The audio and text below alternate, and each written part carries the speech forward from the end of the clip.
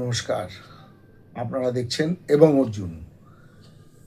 আজকে আমরা যে এপিসোডটি করব সেটি হলো দাদার কীর্তি বনাম দাদার কীর্তি। অর্থাৎ একটু কনফিউজিং লাগছে, কিন্তু বিষয়টা বলি। দাদার কীর্তি বিখ্যাত একটি সিনেমা, এতে কোনো ভুল নেই, তরুণ মজুমদার পরিচালিত। বেশিরভাগ বাঙালি যারা সিনেমা ইত্যাদি দেখেন তারা কিন্তু ছবিটি দেখেছেন। অনেক পুরনো সিনেমা, 80 সালে বেরিয়েছিল, তাও প্রায় 46 সাল হয়ে গেল ছবিটি বেরিয়েছে। 80 নভেম্বরে বেরিয়েছিল, তা ছবিটি রিলিজ হয়েছিল তরুণ মজুমদারের পরিচালনায়। দাদার কীর্তি কাহিনীটি কিন্তু লিখেছিলেন শরদিন্দু বন্দ্যোপাধ্যায়। এখন শরদিন্দু বন্দ্যোপাধ্যায় সম্পর্কে কিছু বলা, তরুণ মজুমদারকে সম্পর্কে কিছু বলা, দাদার কীর্তি সিনেমাটা নিয়ে কিছু বলা, এসবটাই একটা আমার পক্ষে ধৃষ্টতা স্বরূপ। এই লেভেল বাইরে থেকে দেখতে কৌতুক মনে হয়, কিন্তু সাহিত্যের দিক থেকে বলুন, কি সিনেমা তৈরির দিক থেকে বলুন, সিনেমাটা মেকিং বলুন, তার চিত্রনাট্য বলুন, সবটাই অনেক উচ্চ উচ্চ উচ্চ পর্যায়ের এবং বাঙালির অত্যন্ত প্রিয়। তা আমি প্রথম শরদিন্দুবাবু কাহিনীটি লিখেছেন একদম ইয়ং বয়সে। এটা বস্তুত পক্ষে এটি ওনার প্রথম লেখা হিসেবে ধরা হয়, প্রথম লেখনী। এত বড় লেখকের প্রথম লেখা, 16 বছর বয়সে মাত্র লিখেছিলেন দাদার কীর্তি। দাদার কীর্তি সম্পর্কে অধ্যাপক সুকুমার সেন কি লিখেছেন সেইটুকু দিয়ে আমরা আমাদের মূল টপিকে চলে যাব। দাদার কীর্তি শরদিন্দুবাবুর অল্প বয়সের রচনা। তার হাত তখনই বেশ পেকে উঠেছে। যদি কোনো পুরনো মাসিক পত্রের পৃষ্ঠায় প্রভাত কুমার মুখোপাধ্যায়ের নামে ছাপা দেখতুম, তবে বিস্মিত হতাম না। এমনই সহজ সরল স্বচ্ছন্দ কৌতুক রসপূর্ণ গল্পটি। এখনকার পত্রিকার পৃষ্ঠায় প্রকাশিত গল্পের সংখ্যা অজস্র। সেসব গল্প পাঠকদের কারো কারো ভালো লাগে নিশ্চয়ই, তেমনি নিশ্চয়ই সকলের ভালো লাগে না, কিন্তু আমার বিশ্বাস দাদার কীর্তি সকলেরই ভালো লাগবে। এইবার আমরা শুরু করতে পারি।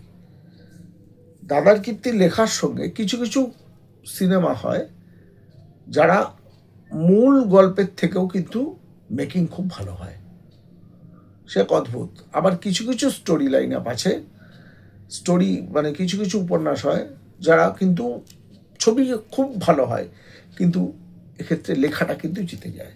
যেমন ধরুন দাদার কীর্তির যা চিত্রনাট্য তরুণ মজুমদার যেভাবে বানিয়েছেন, যা লিখে করেছেন, অনবদ্য। আমি শরদিন্দু বন্দ্যোপাধ্যায়ের প্রচুর মানে বলতে পারেন, ওই বাংলায় কথা আছে না, ওনার সাহিত্য রস যে উনি সৃষ্টি করেছেন, আমি ওনার গুণমুগ্ধ।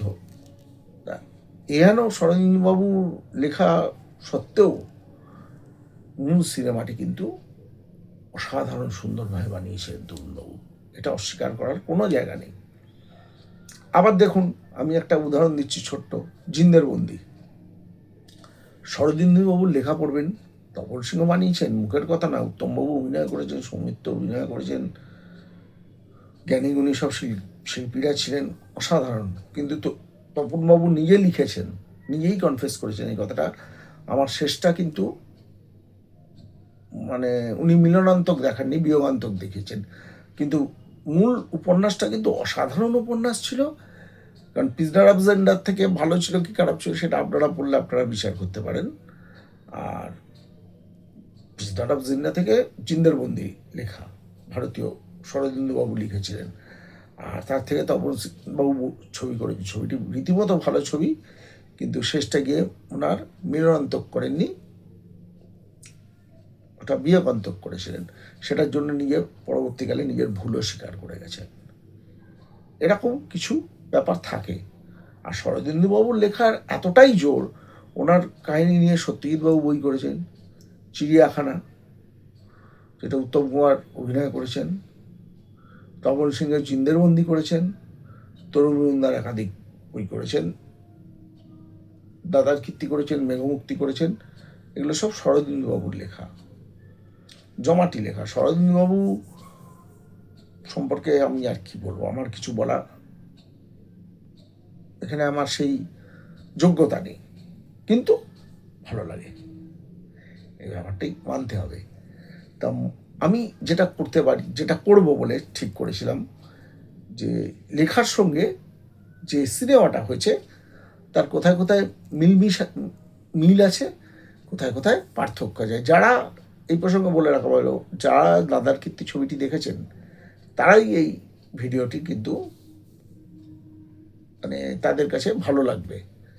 প্রথম কথা হচ্ছে, আমি পার্থক্যগুলো বলছি, তাতে কিছু মাত্র ওখানে গিয়ে প্রথম শুরু করছেন যে ছেলে ফেল করেছে বলে কোথায় কোথায় করে একটা বড় বাড়ির মধ্যে কেদারের বাবা, যেটা হারাধনবাবু অভিনয় করেছেন তাপস পালের বাবার চরিত্রে, সামান্য একটুখানি অংশ কৌতুকপূর্ণ একটা আবহাওয়ার সৃষ্টি হয়ে গেছিল এবং ওনার ক্যারেক্টারটিও কিন্তু এস্টাবলিশ হয়ে গেছিল। কিন্তু মূল কাহিনীতে আছে ওনার কেদারের বাবা কিন্তু দক্ষিণ ভারতে থাকতেন, তা ওরকম ফেলটেল করায় শেষ অবধি ঠিক করেন দাদার কাছে পাঠিয়ে দেবো, এরকম কিছু ব্যাপার আছে। তা এবার যখন এই জঙ্গলের মধ্যে ভাইকে দেখতে পায় হবু স্ত্রীর সঙ্গে ঘুরছে, এগুলো সব তরুণ মজুমদারের অনবদ্য সৃষ্টি। মূল কাহিনীতে আছে ওই সরস্বতীর বোনও আছে আর কেদারের ভাইও আছে, যেটি অয়নবাবু করেছিলেন আর যেটিকে দেবশ্রী রায় করেছিলেন। তা ওই ব্যাপারটা ছিল না, ওটা ওনার সৃষ্টি। একটা বড় গান আছে বইটা, আপনার খেয়াল করুন, যেটা হেমন্তবাবু নানা রকমভাবে ওনার সেই মিউজিক কম্পোজ করেছিলেন, জনমদিগার, যেটা অনুপ কুমার গায় গান ওই চিঠি লিখতে গিয়ে, এবং সেটা অনেকটা দূরে, কিন্তু এই কাহিনী যেটা লেখা হয়েছে সেখানে কিন্তু খুব দ্রুত এই গানটা আছে, জনম অবধিকার, প্রিয় বলে ডাকিবার দিয়েছেন বিধি ইত্যাদি, এই যে গানটি বিরাট গান, তার মধ্যে আবার দুটো স্ট্যাঞ্জার সিনেমায় বাদ দিয়ে দেওয়া হয়েছে। আর সৃষ্টিতে তো আমাদের হেমন্তবাবু যে কী সুর দিয়েছিলেন সেটা আমরাও জানি, আমাদের থেকে ভালো জানে হচ্ছে আমাদের গ্রামোফোন কোম্পানি HMV, কারণ ওরা যে রেকর্ড বিক্রি করেছিল ওটা নিজেই একটা রেকর্ড, এত বিক্রি হয়েছিল দাদার কীর্তির গানের রেকর্ড। তা HMV এটা স্বীকার করেছে, আর সত্যি সত্যি তখন বাঙালি ঠেলে কিনেছে। সর্বোপরি আর একটা খুব বড় কথা আমি চিত্রনাট্য বা গল্পে যাওয়ার আগে বলি, 80 সালের জুলাই মাসে কিন্তু উত্তম কুমার মারা গেছেন। এত বড় সিনেমা জনিত ব্যাপারে এত বড় একটা শোক কে অনেকটা কিছু, বেশ কিছুটা কিন্তু আমাদেরকে মানে প্রলেপ দিতে পেরেছিল, শান্তির প্রলেপ কিছুটা এসেছিল মাত্র 3-4 মাস পরে দাদার কীর্তি এসে যাওয়া। তারপরে প্রচুর ভালো ছবি হয়েছে, ঠিক আছে, কিন্তু দাদার কীর্তি আজও দাদার কীর্তি, এটা আমাদের সকলকে মানতে হবে। এইবার আসে এক মূল গল্পটিতে। মূল গল্পটিতে কিন্তু ওই ভোম্বলদা নেই, ছন্দমণি ক্লাবও নেই, ওখানে আছে কোটেশন ক্লাব। কিন্তু আমরা ওই সমস্ত দুর্গা পুজো বা যে ফাংশানগুলোকে কেন্দ্র করে অত সুন্দর গান বা যেসব কৌতুকবহ ঘটনা দেখতে পাই, ওসব কিচ্ছু নেই। গাছতলার ঘটনাটি কিন্তু আছে, ওই চিঠি দেওয়া, আর সেই দিনকেই ওই ঘটনা চক্রে ওই কীর্তিশবাবু ওই আমবাগানেই বসে নিজের ফ্যামিলিকে নিয়ে গল্প টল্প করছেন, কথাবার্তা বলছিলেন, তারপরে উঠে যান, সরস্বতী হয়ে যায়, এমন সময় কেদার চলে যায়।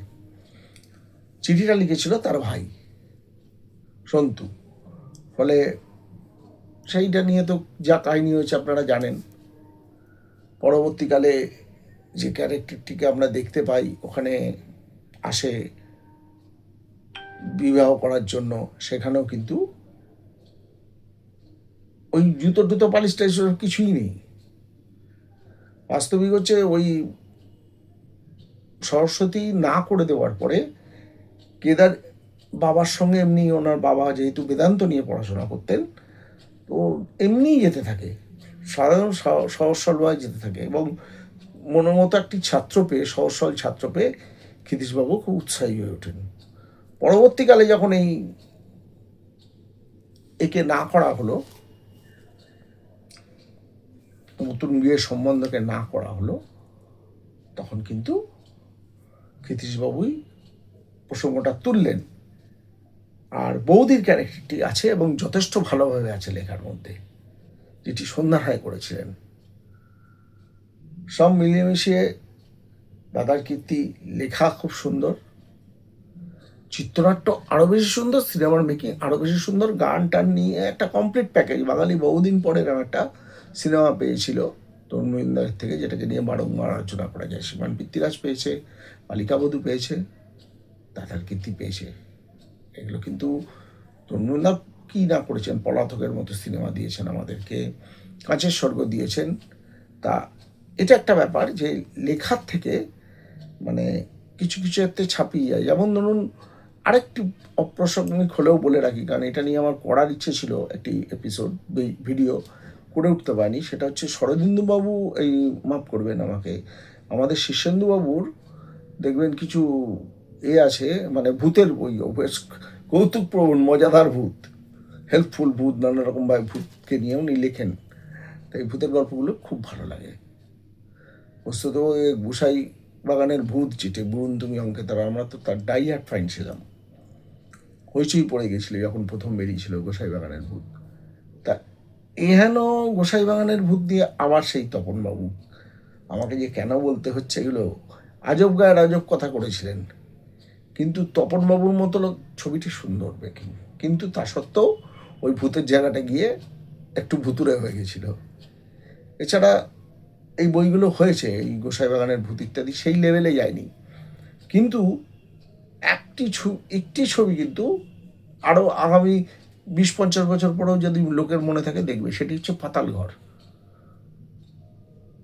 এই আমাদের শীর্ষেন্দুবাবুর লেখা, কিন্তু ওর মেকিং মারাত্মক মেকিং, অসাধারণ সুন্দর। তা সব মিলিয়ে এই ব্যাপারটি আছে। সেরকম আমাদের তরুণ মজুমদারের এই শরদিন্দুবাবুকে নিয়ে যে, দাদার কীর্তিকে নিয়ে যে চিত্রনাট্য তৈরি করা এবং সেটার যে মেকিং, এটা আমাদের ভুলে গেলে চলবে না। মূল সাহিত্যটি ভালো, মূল উপন্যাসটি ভালো, খুব ভালো লাগবে পড়লে, কিন্তু সিনেমাটি বহুগুণ, এটা আমার মত, ব্যক্তিগত মত, আমি কোনো বিতর্কের সৃষ্টি করতে রাজি নেই। কিন্তু সিনেমাটি, মূল চলচ্চিত্রটি বহুদূর এগিয়ে গেছে তার চিত্রনাট্যের গুণে, তার গান, পুরো টোটাল প্যাকেজটাই একটা অন্যরকম প্যাকেজ। তা এই হলো মোটামুটি আমাদের দাদার কীর্তি বনাম দাদার কীর্তি। আশা করি ভালো লেগেছে আপনাদের।